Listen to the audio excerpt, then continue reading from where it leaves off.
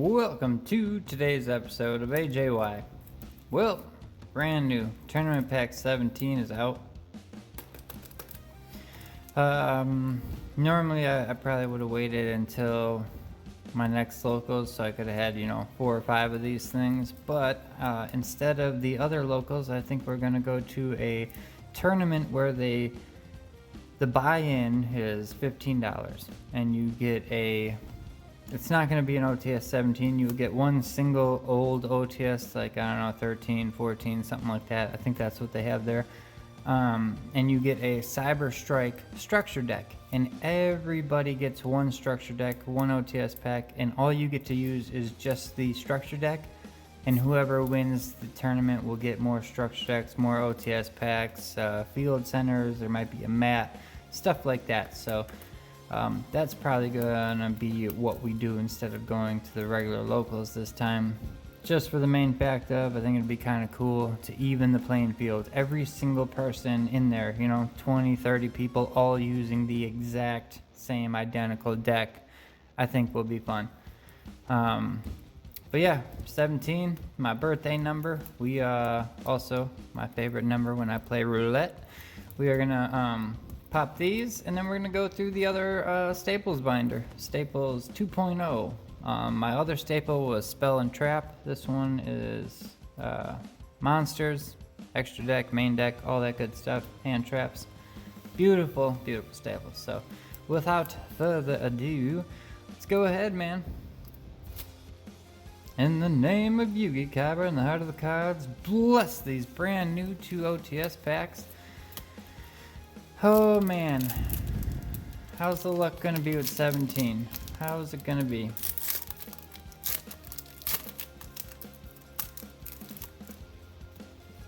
Alright, TG Wonder Magician. Number C39, Utopia Ray V, maybe Utopia Ray 5. Vessel for the Dragon Cycle. That's a 10-year card, right? Yeah, it is. That was a common before, or maybe a rare even.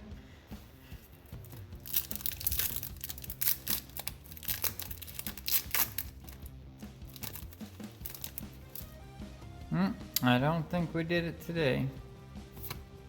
Dark Samorg and 10-year Spirit with Penguin Brave. So a lot of Penguin cards I saw in here.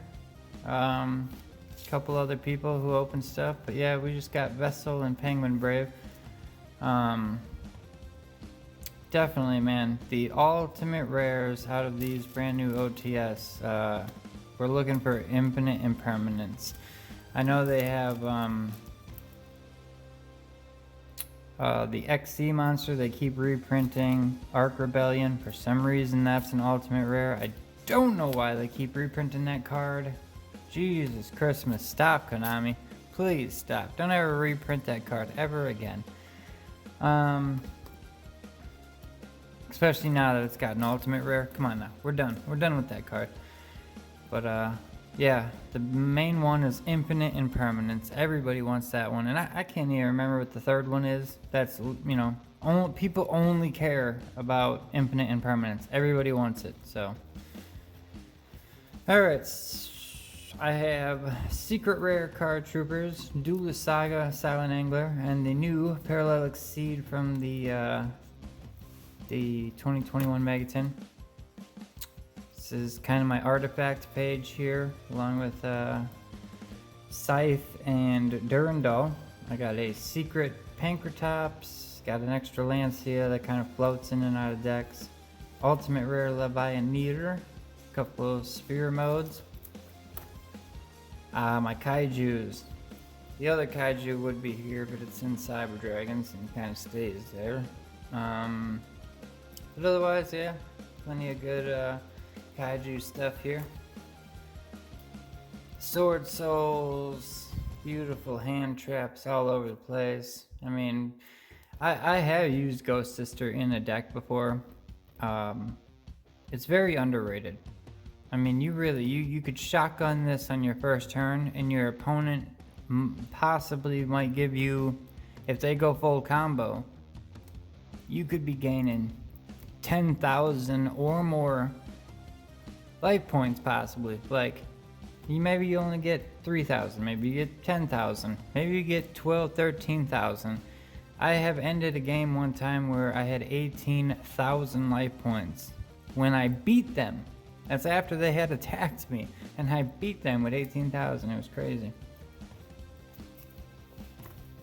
No material. I love the card, but I never use it. These two I never use. D-Shifter I use whenever I can. Master of the Beasts. I believe my Nibiru's were right here, but they are currently in a side deck. I love Inspector Border. You put that on the field and your opponent and anybody, they can't do anything. It's a 2000 beat stick, but nobody will be activating monster effects. I'm just gonna say that now. Not from your hand, not from the field, nowhere. No monster effects. That's pretty much it. I mean, I got the lava golems. I don't use them either. I have been seeing like a kind of slow rise in those though. I just got this one, super rare Jester. It's pretty good. Traded for that. This is the Starfoil Dotscaper. Jinzo, Battle Fader, Electric Virus, great card. If your opponent is on dragons or machines, you could steal their monster with that. So that actually is huge. We got Ash, we got the Gamma. I mean, like, these are like impact traps. You know what I mean? They do something. This card up here too. This Arch Nemesis Heschatos. Incredible. Can't be normal. You special summon this card by banishing 3 monsters with different types from your graveyard and or face up field. Can't be destroyed by card effects, and you get to declare one type, and all the monsters on the field of that type are destroyed. So say your opponent's playing Dragon, you could call Dragon. This card can't be destroyed by card effects, so it's fine, but your opponent's dragons will all be destroyed, and then for the rest of the this turn and the next, until the end of the next turn, your opponent cannot special summon. Well, either player can, they can't special summon monsters with that type. So if they're playing Dragon Link, well, you just shut those dragons down. Ibli, it's a great card too. Give that to your opponent to shut them out. There's my original parallels, Dark Honest. I always have like the middle section of every binder with staples from what the other binder would have. So just in case it's the only binder I have, at least I have, you know, a Monster Reborn, a Raigeki, Called by, Terraforming, just stuff that I might need if I only bring one binder.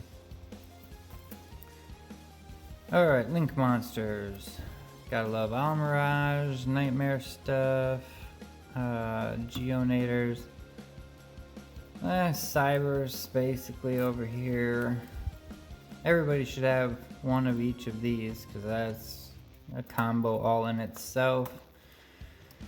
You can never have enough transcode. That's all I'm going to say. My 3 IP Mascarenas are all in other decks currently. A beautiful Link Spider. Boral Swords, I have like 6 of those. Only 1 in here. I think the rest of them are in decks currently. Barren Blossoms, Omens, Bare Blooms, more Nightmare stuff. Unchained Abomination is amazing. Goddess of the Underworld, Borloads, my Appaloosas, my Firewalls, Secret Rare and Ultimate Rare. My Avermaxes. I love Avermax so much. Poor man's Avermax, which is Zero Boros. My Alti Helk.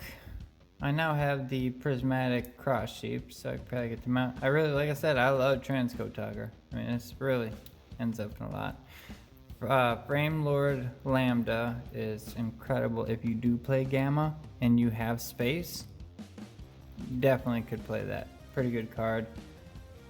I have a pair of Anima. The other one's in, I believe, Cyber Dragons or something like that. bunch of different Link Kribos, more Almirage, my Isolde for the good old warrior stuff. Winda, can never go wrong with Winda. And these are kind of super poly-esque targets. Pretty much all of these are just kind of like going towards super poly stuff.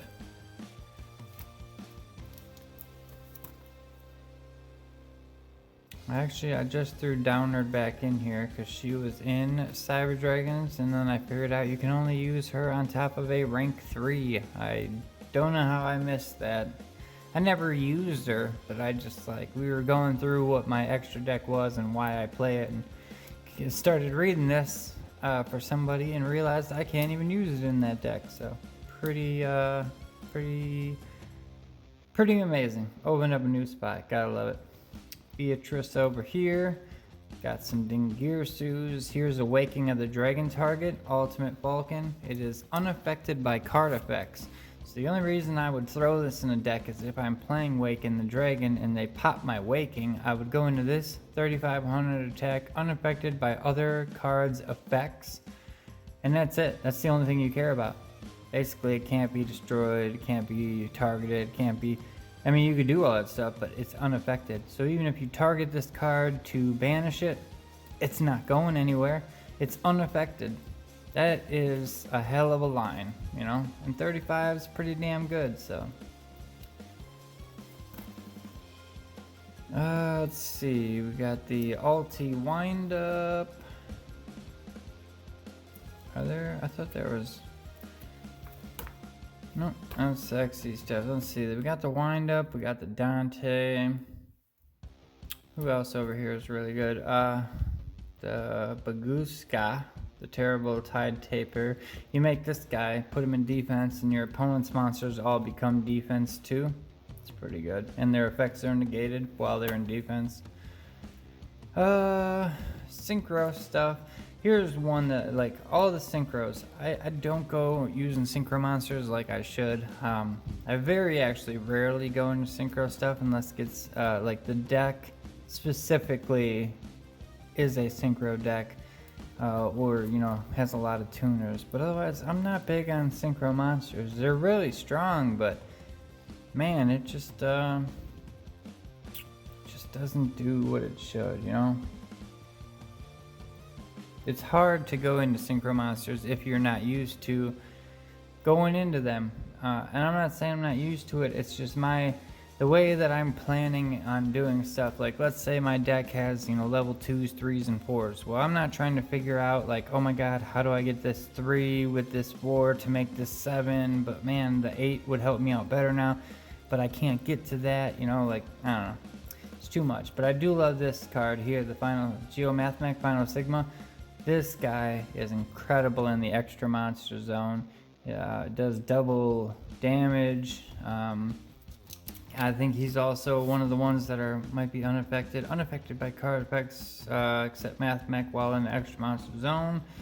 If this card in the extra monster zone battles, any battle damage inflicted is doubled. If this card is destroyed, you can add a Mathmech card from your deck to your hand. So, I mean, just the fact that he's 3000, meaning you pop into somebody after you make their attack 0, or maybe they have 0 attack, you're doing double damage. And then there's also Mathmech cards that will double him. So he'll actually go to 6000. Say you hit somebody, you're going to do 12,000 damage. So pretty crazy. And a couple of Cloud Castle to round out the end of it here. So yeah, that is the beauty that is my Staples binder. I love these cards so much, man. All of them. So many good ones. I literally have to go through like this binder and the other one I showed you with the spells and traps. I make a core and then I go through these binders and I pull out while I go through them everything I think would work good, and then at the end I look at everything again and I weed out everything and I go like, alright, these are the cards that are going to do the most damage. These ones are the ones that are going to protect me the most. These ones are the ones that are going to, you know, funnel my opponent into one lane of play only or stop them.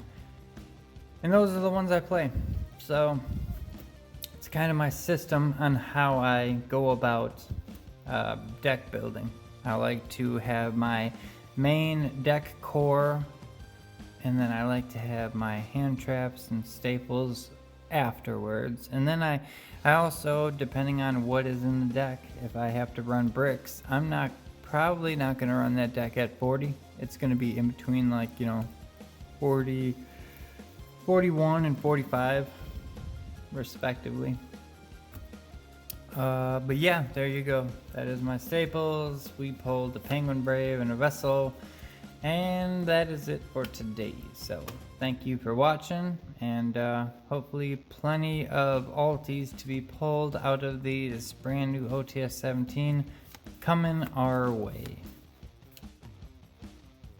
Peace out. Thanks for watching, liking, commenting, subscribing. What was your favorite card? Was there something that jumped out of here that you saw like, oh my god, I need to get me one of them? Or hell yeah, I use that card all the time in this binder? I'd love to hear it. What saves the day? Peace out.